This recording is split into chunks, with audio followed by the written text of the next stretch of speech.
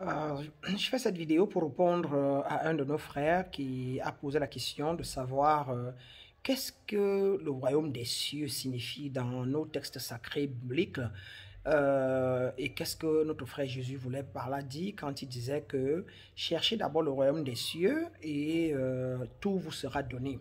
Et d'autre part, notre frère a cité qu'il a écouté Eckhart Tolle, Joe Goldsmith, et Greg Biden, qui sont l'un de nos très grands maîtres spirituels américains, dont je suis d'ailleurs élève parce que ils m'ont beaucoup influencé dans les années 2014 et 15 par là, beaucoup même.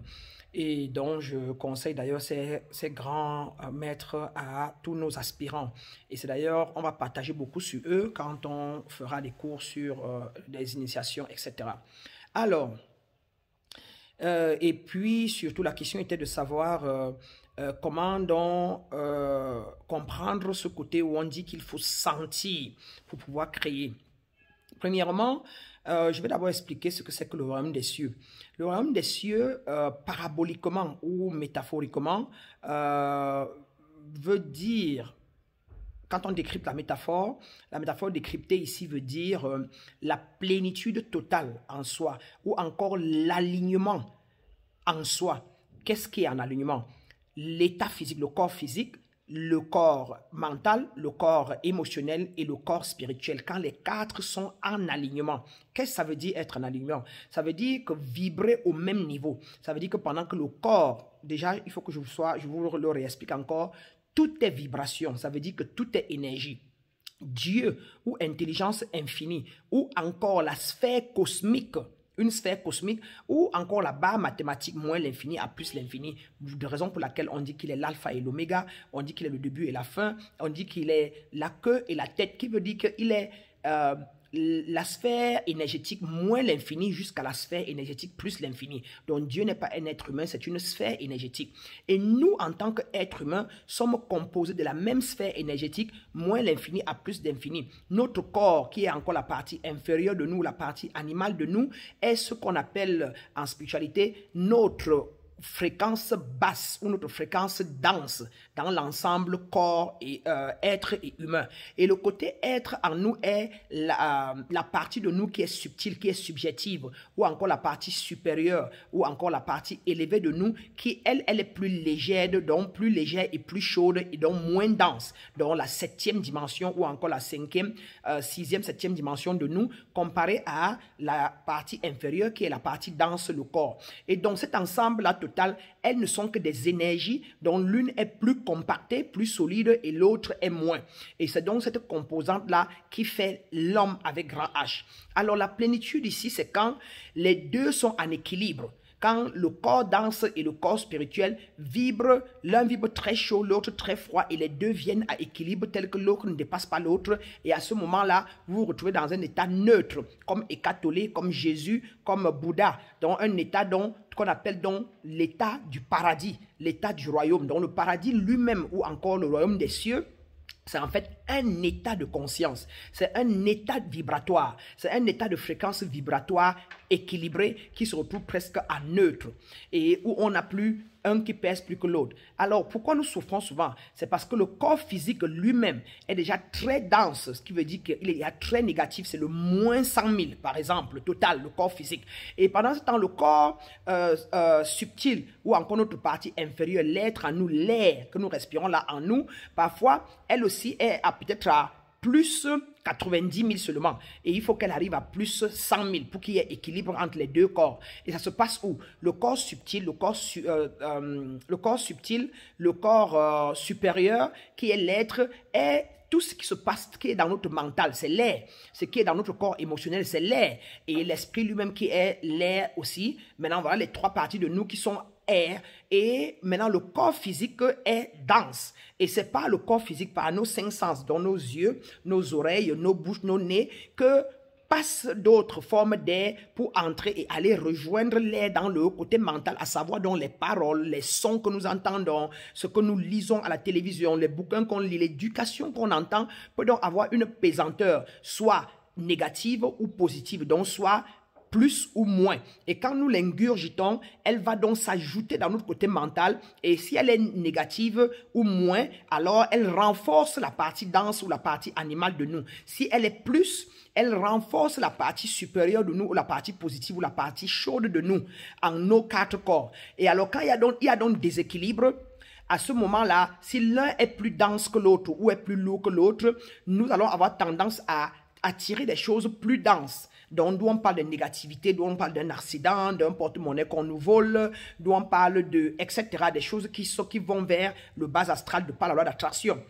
Et si c'est notre côté aussi trop élevé, comme nous, par exemple, quand je m'étais élevé et que j'ai eu, par exemple, mon illumination, j'étais beaucoup dans la 5e dimension, beaucoup plus. Je parlais très moins de ma partie basse ou des choses qui avaient à voir avec le côté humain.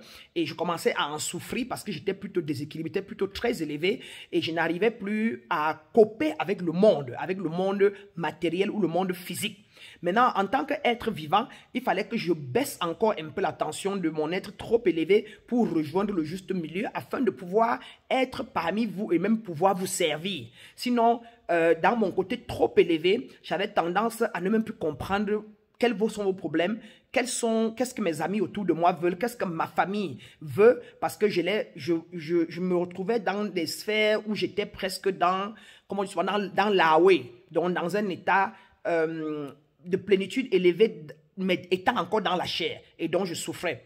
Donc j'ai dû aller voir des maîtres qui m'ont encore ramené vraiment à comprendre et revenir un peu bas pour être dans le juste milieu et pouvoir vivre en même temps dans mon côté spirituel, ce que je fais à tout moment, mais en même temps être capable de revenir dans mon corps, regarder les gens et pouvoir leur répondre comme mon grand frère Jésus. Donc, dans l'état de plénitude, donc, on est totalement équilibré et il n'y a plus, par exemple, dans le corps mental, quelque chose de négatif qui contrarie l'esprit. Pendant que l'esprit dit, vas-y, tu es confiant, va prendre ça, c'est à toi, que le mental dise, mais non, tu sais, tu es limité, hein, tu sais que c'est pas facile à te donner, hein, tu n'es pas de cette ethnie-là, hein, par exemple, hein, la vie est compliquée, hein, vous voyez. Donc, c'est pour ça que le but ici est de revenir au nettoyage et de déconstruire tout ce qu'on nous a dit qui n'était pas vrai. Et qui pas vrai dans quel sens? Qui n'était pas de l'esprit, qui n'était pas des attributs du haut astral. Afin de pouvoir ramener le mental à être en uniformité avec le corps spirituel qui est en nous, dont les attributs sont la bonté, sont l'amour inconditionnel, sont le partage, sont la nobilité, sont la richesse, sont l'abondance, sont la plénitude, sont le bonheur, comparé au contraire de toutes ces choses-là qui sont peut-être la pauvreté, le manque, qui sont par exemple le manque de confiance en soi. Et donc, on dit donc que l'état de plénitude, c'est quand tout ça est équilibré, où tu sais que ta nature divine, dont l'esprit en toi, cette air qui sort, qui parle, cette parole en toi, est celle qui gouverne ta chair, ton corps. Mais ce n'est pas ton corps qui gouverne ton esprit. Comme pour dire que accepter que tu es un être spirituel en train d'avoir une expérience humaine, donc une expérience de chair, et non pas la chair qui est en train d'avoir une expérience humaine.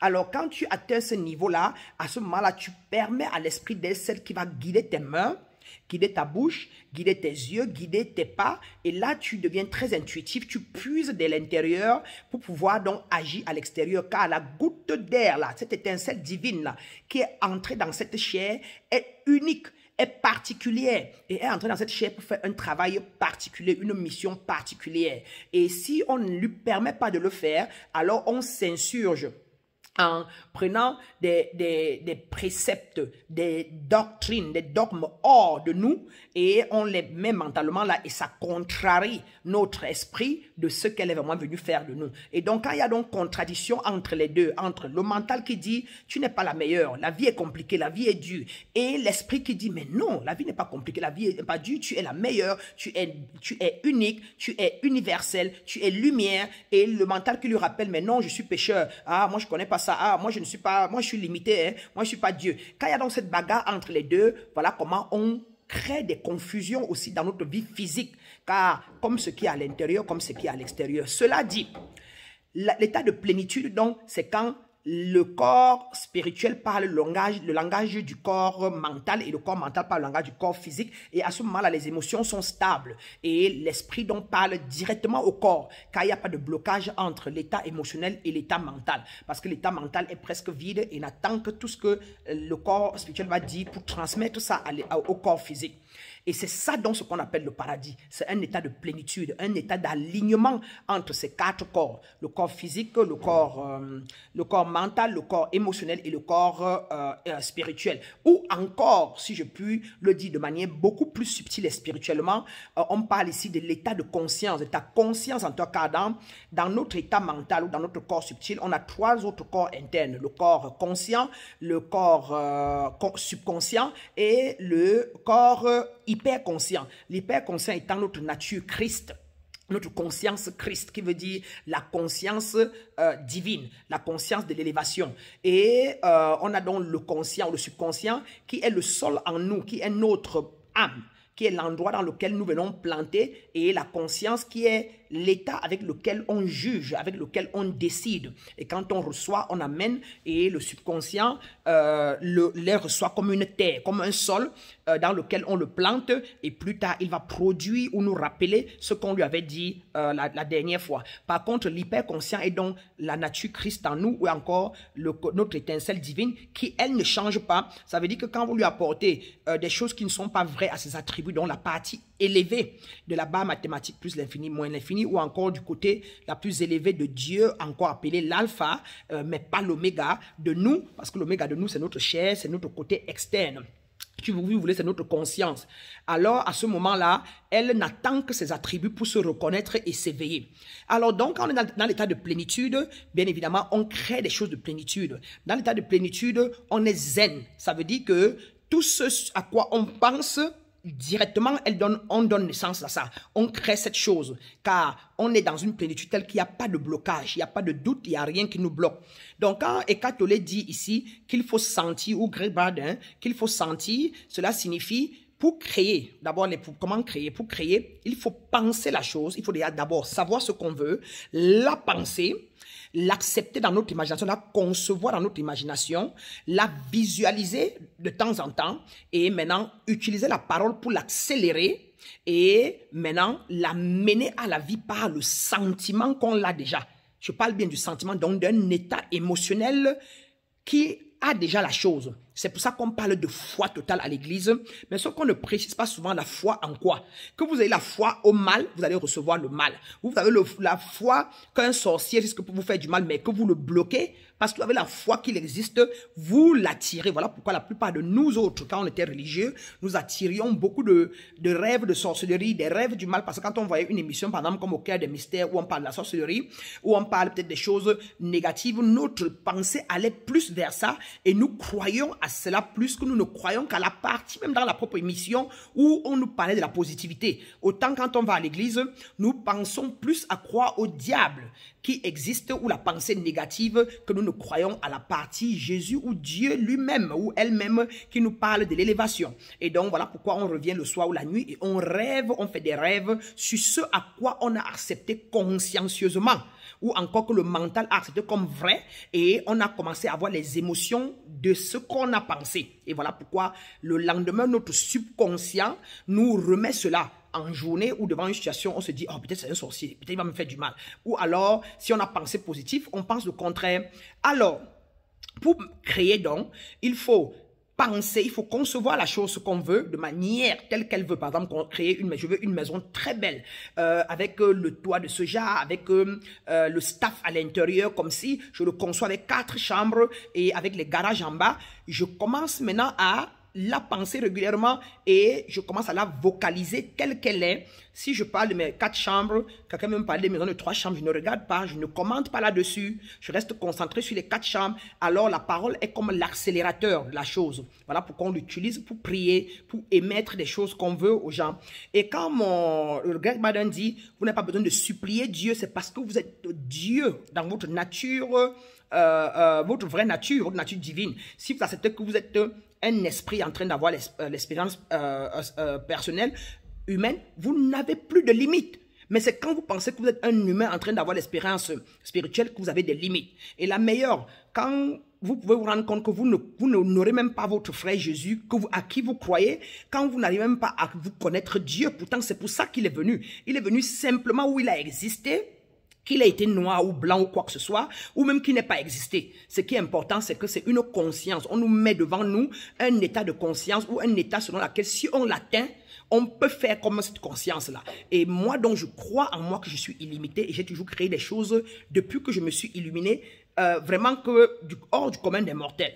Alors, cela dit, quand vous pensez à la chose, vous parlez de la chose, vous l'accélérez et vous êtes dans la gratitude, dans la joie, avec foi totale que cette chose-là est déjà faite. Vous vous voyez par exemple dans la maison, vos 3 enfants chacun dans leur chambre, et vous imaginez être au salon assis avec vos invités, vous imaginez votre staff, et vous vous voyez régulièrement dans cela. Et une fois que vous devenez sentimentalement lié à cette maison et vous sentez que vous l'avez déjà créée, vous laissez partir cette pensée. Vous la laissez complètement dans l'univers, vous l'avez plantée dans votre imagination et l'univers se charge de cela. Votre esprit, l'étincelle divine en vous qui est cette terre, qui connaît tout et qui est partout dans le monde, dans l'univers et qui connaît là où il y a la maison, là où il y a le sable, là où il y a ceci. Une fois que vous devenez un avec ça, vous venez la créer dans votre imagination et elle va venir à vous physiquement. Vous allez peut-être rencontrer un grand-père qui vous a laissé un héritage. Vous allez peut-être rencontrer un de vos patrons qui va vous inviter chez lui et qui va vous dire, au lieu de continuer de louer là où vous louez là, venez plutôt louer ici à moindre coût. Vous allez peut-être rencontrer quelqu'un qui vous a invité à travailler dans son entreprise et qui va après vous conduire à faire un prêt en banque de 50 millions dont vous ne croyez même pas auparavant et pour pouvoir construire cette maison avec. Donc c'est pour ça qu'on dit que c'est le sentiment qui crée. Ce n'est pas la pensée simple et frivole, ni non plus les paroles frivoles. Et on ne supplie pas. Et au contraire, quand vous suppliez, vous êtes en train de douter. Vous êtes en train de dire que vous n'êtes pas créateur. Vous êtes en train, en fait, de renier votre nature divine. Vous êtes en train de renier Dieu en vous. Et quand vous le reniez, vous êtes donc dans un doute ou dans une confusion qui ne peut donc pas vous apporter exactement ce que vous voulez. Alors, donc, c'est pour ça qu'on peut être tous témoins, chacun de vous, qu'en étant chrétien, personne ne nous a presque créé vraiment ce qu'il voulait quand il voulait, mais que généralement, nous avons juste été un peu motivés par des paroles spirituelles ou des paroles religieuses, mais qu'en réalité, nos vies n'ont pas toujours changé parce qu'on a émis certaines prières à genoux ou supplié. Alors donc, pour tout conclure, le paradis, c'est un alignement interne en l'homme. Ou encore le royaume des cieux dont on parle, c'est l'alignement entre les 4 corps de l'homme ou encore les 3 corps internes, à savoir le conscient, le subconscient et l'hyperconscient, ou encore les 4 corps d'alignement entre le corps physique qui laisse passer l'esprit et le corps mental, le corps émotionnel quand il y a stabilité. Et d'autre part, pour résumer, la créativité, la création, il faut concevoir ce qu'on veut, décider avec des descriptions très claires de ce qu'on veut. Une belle voiture rouge avec 4 places et moi en train de conduire au volant. C'est une description. Une femme. Je veux une femme qui est très belle, grande de taille, intelligente, mignonne, compréhensive, religieuse, qui m'écoute, avec qui je dialogue de tout parfaitement et qui est divinement mienne. La décrit ainsi. Il faut donc la décrire, donc concevoir. Il faut la penser et l'installer dans son mental et l'auto-suggérer de manière que son subconscient accepte cette idée-là. Et de 3, il faut la visualiser. De 4, il faut la vocaliser afin de l'accélérer. Et de 5, maintenant, il faut sentir en soi avec gratitude qu'on a cette chose-là de la manière qu'on la voit à la finalité. Donc, si c'est la femme, voir cette femme couchée sur notre lit, me voir en train de jouer avec elle à la cuisine, elle nous sert à table, la voir joviale, entrer dans la cuisine et sortir, nous recevoir à la porte. Et à force de le faire, une fois qu'on sent qu'on est en harmonie parfaite avec ça et qu'on a ça presque senti sans qu'on l'ait physiquement, mais qu'on a déjà, on lâche ça dans la nature et on n'y pense plus. Et on peut passer 1 mois, 2 mois, 3 mois à à planter ça dans notre subconscient ou encore dans notre imagination. Pour ceux qui sont encore un peu lents dans la création. Maintenant, quand on est rapide comme moi je pense à un truc là, à l'heure là, et la prochaine heure, ça arrive. Moi, je pense à un truc à la seconde ou la nuit, et le matin et la nuit, j'ai des visions, ou alors j'ai des visions la nuit et le matin, ça se passe. Et c'est ce qu'on appelle des synchronicités. Plus vous êtes en alignement dans vos 4 corps, plus vous avez pu conquérir ou rêver votre royaume des cieux, alors plus donc vous devenez zen, et plus donc tout ce que vous émettez, il n'y a plus de barrière. Ça se manifeste car tout ce qui est physique, tout le matériel physique n'est que le reflet de la créativité, de la pensée. C'est ce qu'on pense, la pensée crée, c'est la pensée qui apporte des choses au physique. Tout ce que vous voyez qui existe, le Bluetooth, le téléphone, la télécommande, n'était qu'une pensée auparavant, n'était qu'une seule idée. Ce verre n'était qu'une idée. Et c'est l'idée qui est devenue le verre. C'est l'idée qui a amené à ce qu'on fait l'acte avec les mains que l'idée nous a émis pour aller prendre le matériel et la créer avec. Nous sommes donc des êtres créateurs et nous pouvons tout faire de nos pensées. Avec nos pensées, avec notre imagination à nous qui est un don parmi les 12 grands pouvoirs de l'homme, le pouvoir de l'autorité, le pouvoir de l'imagination, le pouvoir de la puissance, le pouvoir de la sagesse, le pouvoir de la compréhension, le pouvoir, on a 12 grands dons, d'accord? Et c'est l'un des dons. Alors il faut développer son imagination et maintenant il faut vocaliser. Le vocal en vous, c'est Dieu en vous, la parole qui sort là, le son avec lequel je suis en train de vous émettre cette connaissance, c'est la puissance, c'est Dieu. Et chacun de vous, quand vous allez l'écouter, vous allez secouer la tête, ça va vous conditionner à penser et à faire ce que je vous ai dit, comme celui aussi qui vous a conditionné hier avec le contraire, que vous n'étiez pas créateur, vous étiez limité et vous avez cru, vous avez passé votre vie dans la limitation. La différence, comme je le dis toujours avec moi ou encore nous autres, à savoir les dieux et moi, particulièrement la conscience élevée, c'est que nous sommes là parce que nous sommes venus dans ce monde pour éveiller le monde. Donc nous donnons des vérités universelles sans chercher, sans que personne ne nous contraigne, parce que nous ne sommes pas passés par une quelconque loge ou blocage pour apprendre ce qu'on a appris. Bien qu'on soit on ait étudié beaucoup d'autres courants de pensée, mais à la fin parfois on s'est insurgé ou on est parti de là peut-être étant tellement dans la vérité peut-être interne que nous avons été libres et nous avons donc commencé à taper dans nos intuitions propres pour apporter au monde, et aujourd'hui nous sommes connectés au record akashique. C'est juste pour éclairer, je voulais juste vous éclaircir pour que vous compreniez peut-être pourquoi nous le faisons de manière très simple et facile et d'autres peut-être pas, ne vous le donnent pas de manière facile. Donc vous êtes les créateurs de votre réalité, prenez en charge vos pensées et pour vous libérer spirituellement, à savoir nettoyer votre mental ou encore déconstruire en vous tout ce qu'on vous a dit qui n'était pas vrai ou qui n'était pas en adéquat, je ne sais pas comment dire ça en français, avec votre esprit, ou alors vous avez beaucoup ingurgité des pensées ou des croyances qui soient du bas astral, et maintenant c'est ça qui vous bloque ou qui vous sème des confusions et vous limite dans la création. Et c'est pour ça que vous devez d'abord faire un nettoyage spirituel ou une purification du mental et du corps, parce que pour que le système, l'esprit puisse parler à travers le corps, il faut que le corps soit un temple pur, à savoir qu'est-ce que vous avez mangé, qu'est-ce que votre corps est-il très lourd ou moins lourd pour que l'esprit puisse parler à travers elle, etc. Donc c'est un ensemble. Je ferai d'autres vidéos pour expliquer un peu le pouvoir de la création et comment créer dans le futur, mais déjà, excusez-moi que cela ait été long, je suis toujours en train d'être emporté par l'esprit et qui veut expliquer en profondeur afin que chacun qui écoute puisse vraiment y tirer du meilleur et n'ait plus peut-être à chercher ailleurs, ou qu'à l'instant présent il soit assez nourri. J'espère donc que cette vidéo vous nourrira et qu'elle vous apportera les éclaircissements sur le royaume des cieux, sur la créativité, sur l'imagination, sur le pouvoir du sentiment. C'est le sentiment qui crée. Voilà donc le petit secret qui est à l'intérieur. Et la clé ici, c'est la loi de la correspondance. Comme à l'intérieur, ce qui est à l'extérieur. Comme pour dire que si vous sentez à l'intérieur de que vous êtes milliardaire, vous le ressentez sans aucun doute. Ne vous inquiétez pas. D'ici demain, après-demain ou dans quelques jours, vous serez en contact avec quelque chose qui a à voir avec les millions. Si vous pensez à une voiture, d'ailleurs, la preuve, c'est que tout ce que chacun de vous est en ce moment précis est ce à quoi il a cru au moins à 80-90%. Et ce que vous n'êtes pas est ce en quoi vous n'avez pas cru. Ce en quoi vous avez douté, vous ne l'êtes pas. Ce que vous avez douté à 350%, vous ne l'êtes pas. Et ce que vous n'êtes pas en ce moment précis, c'est aussi des choses que vous doutez, vous voulez l'être, vous y croyez, mais il y a le doute qui s'installe toujours en vous. Donc on dit qu'il n'y a pas alignement énergétique. Et voilà pourquoi vous ne la créez pas. J'espère donc que j'ai pu vous donner ce que je pouvais. J'étais à mon repos, mais j'ai voulu faire cette vidéo pour pouvoir éclairer mon frère et éclairer mes aspirants. Bien et bonne soirée à vous.